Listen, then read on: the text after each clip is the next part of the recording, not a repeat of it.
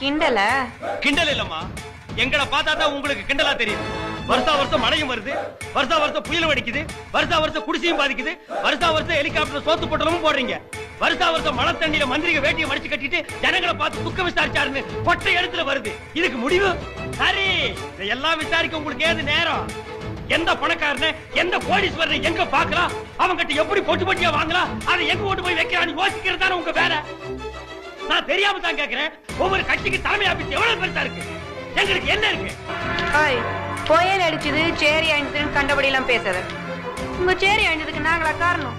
அது இயற்கையின் சீற்றம், ஈசனின் திருவிளையாடு. ஆடா சக்கே நானா, இயற்கை ஏமா உங்க வீட்டுல மட்டும் தீர மாட்டேங்குது, ஈசன் ஏமா உங்க வீட்டுல மட்டும் திருவிளையாடல் நடத்த மாட்டேங்கிறா?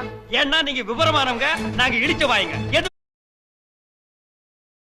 சின்ன சேனலுக்கு எதாக இருந்தாலும் அது கொஞ்சம் ஆதரவு கொடுங்க.